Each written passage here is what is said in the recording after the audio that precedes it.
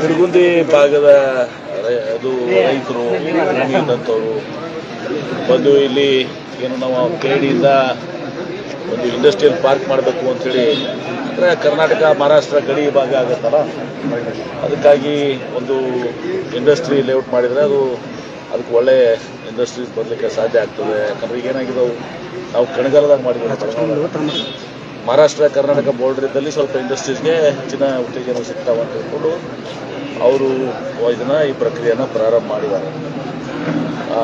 Acquisition ಮಾಡಬೇಕು ಅಂತ ಈಗ ರೈತರು ನಾವು ನೀರಾವರಿ ಯೂಸ್ ಮಾಡೋದ್ರಿಂದ ಅಂತರ್ಜಲ ಹೆಚ್ಚಿಗೆ ಆಗ್ಯದ.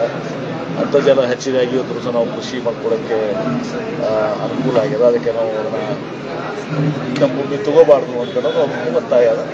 ಅದನ್ನು ಸಹಾನುಭೂತಿಯಿಂದ ನಾವು ನಮ್ಮ KDB ಇದರಲ್ಲಿ ಅಧಿಕಾರ ಪಟ್ಟನ್ನು ನಾವು ಚರ್ಚೆ ಮಾಡಿ ಅದಕ್ಕೆ ಪಾಲಕನ ವಿಚಾರ ಮಾಡಿಕೊಂಡು ನಿರ್ಣಯ ಕೊಟ್ಟು. ಸರ್, ಅಮಿತ್ ಶಾ ಜೊತೆ DK ಶಿವಕುಮಾರ್ ವೇದಿಕೆ ಹಂಚ್ಕೊಂಡಿದ್ದಕ್ಕೆ BJP ಸೇರ್ತಾರೆ ಅನ್ನುವಂಥ ಚರ್ಚೆ. ನೋಡಿ, DK ಶಿವಕುಮಾರ್ ಅವರು ಕಟ್ಟ ಕಾಂಗ್ರೆಸ್ಸಿಗರು, ಇದೆಲ್ಲ ಕೂಡ ಮಾಧ್ಯಮದ ಊಹಾಪೋಹ. ಈಗ ಸದ್ಗುರು ಅವರ ಶಿವರಾತ್ರಿ ಕಾರ್ಯಕ್ರಮ ಅತ್ಯಂತ ವಿಜೃಂಭಣೆಯನ್ನು ಮಾಡ್ತಾರೆ, ತಮಗೂ ಗೊತ್ತಿದೆ. ಪ್ರತಿ ವರ್ಷ ಎಲ್ಲ ಸಿನಿಮಾ ತಾರೆಯರು ಹಿಡ್ಕೊಂಡು ಎಲ್ಲರೂ ದೊಡ್ಡವ್ರನ್ನ ಎಲ್ಲರೂ ಕರೆಸ್ತಾರೆ. ಅಮಿತ್ ಶಾ ಅವ್ರನ್ನ ಕರೆದಿದ್ದಾರೆ, DK ಶಿವಕುಮಾರ್ ಅವ್ರನ್ನೂ ಕರೆದಿದ್ದಾರೆ. ಅಷ್ಟೇ ಯಾಕೆ ಇಲ್ಲೇ ನಮ್ಮ ಕಾರ್ಯಕ್ರಮಗಳು, ಅನೇಕ ಧಾರ್ಮಿಕ ಕಾರ್ಯಕ್ರಮದಲ್ಲಿ ನಮ್ಮ ಸ್ವಾಮಿಗಳು ಕಾಂಗ್ರೆಸ್ನವರು ಕರೀತಾರೆ, BJಪಿಯವರು ಕರೀತಾರೆ, ನಾವು ಕೂತಿರ್ತೀರ. ಹೀಗಾಗಿ ಆ ಕಾರ್ಯಕ್ರಮಕ್ಕೆ ಆಹ್ವಾನಿಸಿದಾಗ ಏನು ಪೊಲಿಟಿಕಲ್ BJP ಪಾರ್ಟಿ ಫಂಕ್ಷನ್ ಅಲ್ಲ, ಈಶಾ ಫೌಂಡೇಶನ್ದು ಶಿವರಾತ್ರಿ ಕಾರ್ಯಕ್ರಮ. ಅಮಿತ್ ಶಾ ಅವ್ರಿಗೂ ಕರೆದಿದ್ದಾರೆ, ಅಮಿತ್ ಶಾ ಅವ್ರು ಹೋಗಿದ್ದಾರೆ, DK ಶಿವಕುಮಾರ್ ಕರೆದ DK ಶಿವಕುಮಾರ್ ಹೋಗಿದ್ದಾರೆ. ಸುಮ್ಮನೆ ನಿಮ್ಮ ಮಾಧ್ಯಮಗಳು ಅದನ್ನೇನೋ ಇಲ್ಲದ ಸಲ್ಲದ ವಿಚಾರಗಳನ್ನ ಇದು ಮಾಡ್ತಾ ಇದ್ದಾರೆ.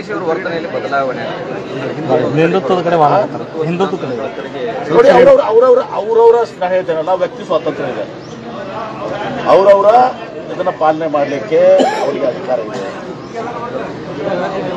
ಪ್ರಜಾಪ್ರಭುತ್ವದಲ್ಲಿ, ಸಂವಿಧಾನದಲ್ಲಿ ಜೈನರಿಗೆ ಅವ್ರದ್ದು ಮಾಡುವಂಥದ್ದಿದೆ, ಸಿಖ್ಖರಿಗೆ ಅವ್ರು ಮಾಡುವಂಥದ್ದಿದೆ, ಲಿಂಗಾಯತರಿಗೆ ನಮಗೆ ಮಾಡೋದಿದೆ, ಹಿಂದೂಗಳು ನಮಗೆ ಮಾಡೋದಿದೆ. ಎಲ್ಲರಿಗೂ ಅವರವರ ಧಾರ್ಮಿಕ ವಿಚಾರದಲ್ಲಿ ವ್ಯಕ್ತಿ ಸ್ವಾತಂತ್ರ್ಯ ಇದೆ. ಶಿವಕುಮಾರ್ ಅವರ ವೈಯಕ್ತಿಕ ಅದು ಪಕ್ಷದ ಅದು ಅಲ್ಲ, ಅಥವಾ ನನ್ನ ವೈಯಕ್ತಿಕ ಅದು ಪಕ್ಷದ, ನನ್ನ ವೈಯಕ್ತಿಕ ಆಚರಣೆ, ನನ್ನ ವೈಯಕ್ತಿಕ ಸಮಿತಿ ಏನಿರ್ತದೆ ಅದು ಬೇರೆ.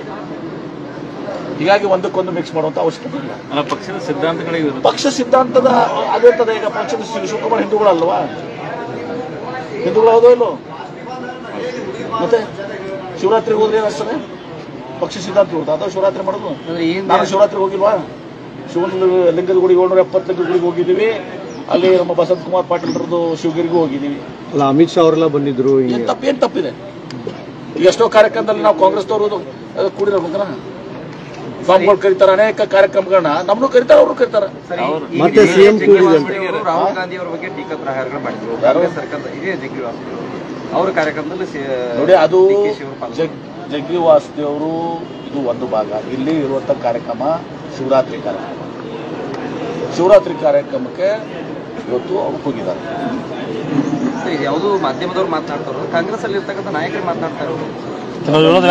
ನೀವೇ ಅದಕ್ಕೆ ಏನೋ ಕಾಂಗ್ರೆಸ್ನಾಗ ಕೂತ್ಕೋರಂಗಿಲ್ಲ, ಹಂಗೆ ಮಾತಾಡಿರ್ತಾರ. ಮಾಧ್ಯಮದವ್ರು ಅದಕ್ಕೆ ಹಾಕ್ತೀರಿ ಪೆಟ್ರೋಲು. ಸಿಎಂ ಆಗಿ ಮತ್ತೆ ಅದ್ರ ಸಲುವಾಗಿ ಚರ್ಚೆ ಶುರುವಾಗಿಲ್ಲ. ಆ ವಿಚಾರ ನಾನು ವಿಚಾರ ಮಾಡಿದ್ದೀನಿ. ಈ CM ಆಗಲಿ, ಮತ್ತೊಂದಾಗಲಿ, KPCC ಆಗಲಿ, ಎಲ್ಲರೂ ಪಕ್ಷದ ಹೈಕಮಾಂಡ್ ಬಿಟ್ಟದ್ದು. ಇದ್ರ ಬಗ್ಗೆ ನಾನು ಪ್ರತ್ಯೇಕ ಮಾಡಬಾರ್ದು ಅಂತ ಒಂದು ದಿಟ್ಟ ನಿರ್ಣಯ ತಗೊಂಡಿದ್ದೀನಿ. ಮೊನ್ನೆ ಬೆಂಗಳೂರಲ್ಲಿ ಹೇಳಿದ್ರಿ, ನಿಮ್ಗೂ ಹೇಳ್ತೀನಿ, ಸುಮ್ಮನೆ ನಿಮ್ಮ ಟೈಮ್ ವೇಸ್ಟ್ ಮಾಡ್ಕೋಬೇಡ್ರಿ, ಆ ಬಗ್ಗೆ ಪ್ರಶ್ನೆ ಕೇಳಬೇಡ್ರಿ, ನಾವು ಉತ್ತರ ಕೊಡೋದು. ಸರ್, ಬಜೆಟ್ನಾಗ